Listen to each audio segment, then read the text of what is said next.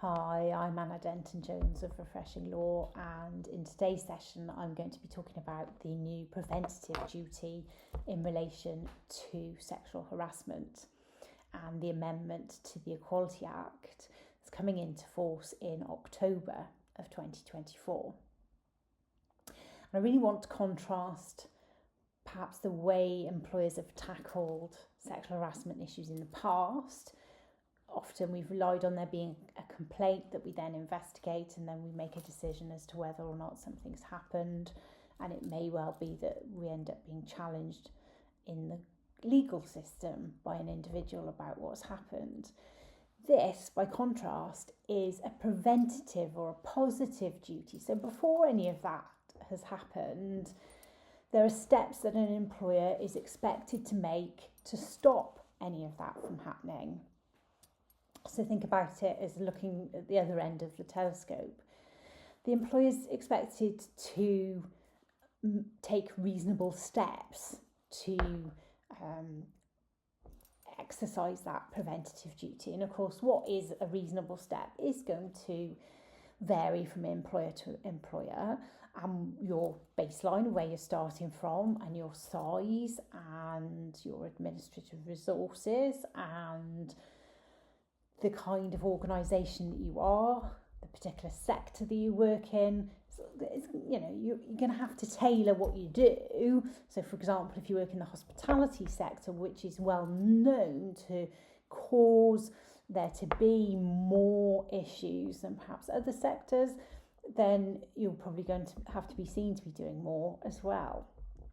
But I'm going to pull out the threads of what all employers can be doing. And I think about these things as a kind of patchwork approach. Individually, perhaps individual steps, not necessarily going to turn the dial and change the culture in an organisation, but once we layer upon layer these different things, and we're attempting to tackle the issue from different angles, then hopefully as a greater than the sum of its parts kind of exercise, then we do manage to turn the dial on the issue.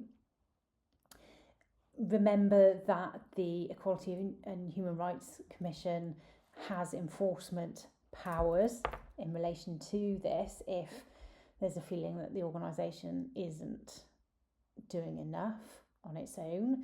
And the real teeth, the kicker behind this, is the 25% uplift that a tribunal can award if somebody does bring a complaint and they can show that there is a reasonable step that the employer hasn't taken.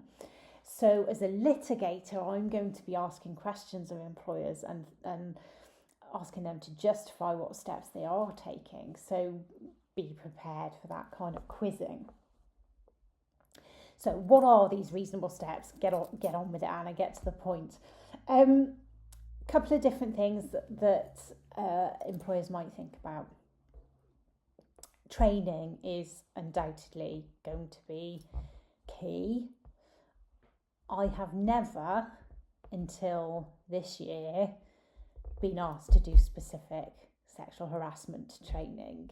Sometimes get asked to talk in general terms about bullying and harassment, but specific training, perhaps on this issue, less common in the past. I think all organisations are going to need to show that they are delivering something. What that looks like and how they do it obviously is open for that individual employer to interpret.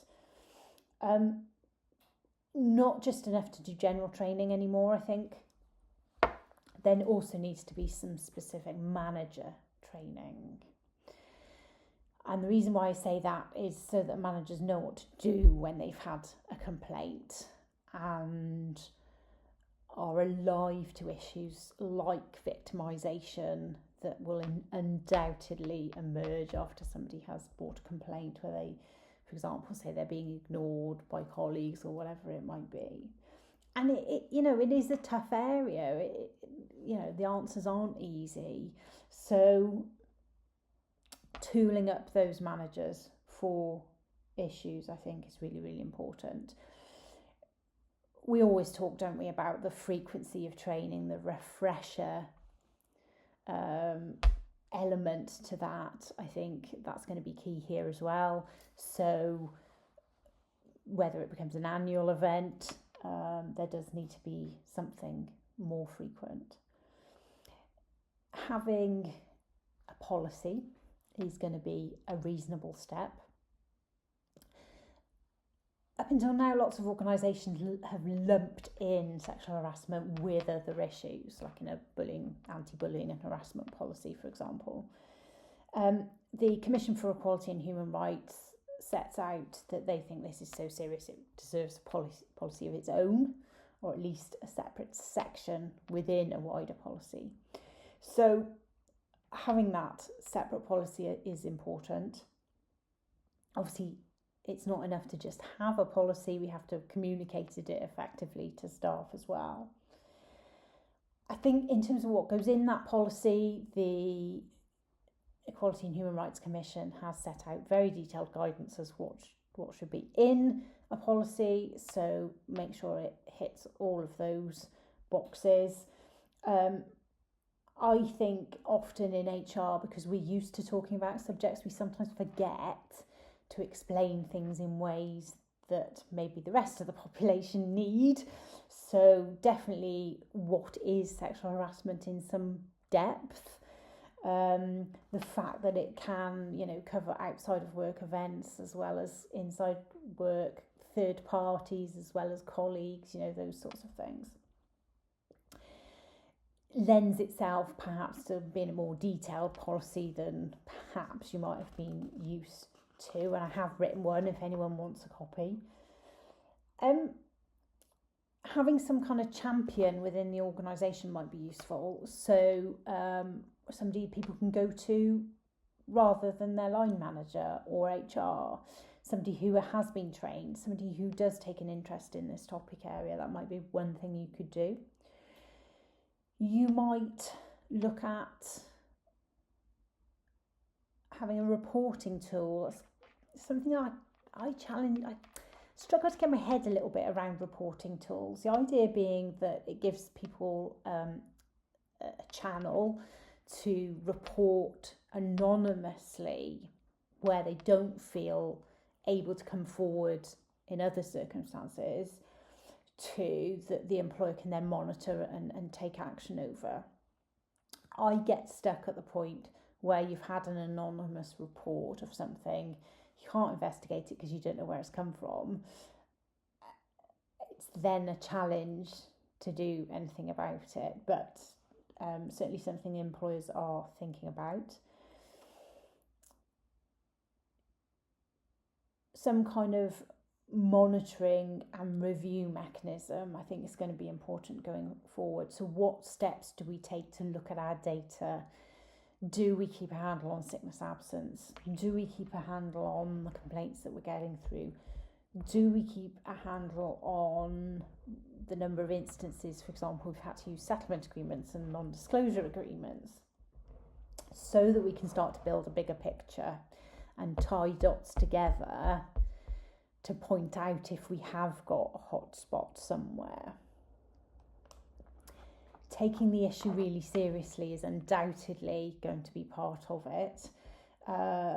We often talk about a sort of zero tolerance approach. So where there have been issues, what action have we taken? Is it proportionate? Does it fit with what we've communicated?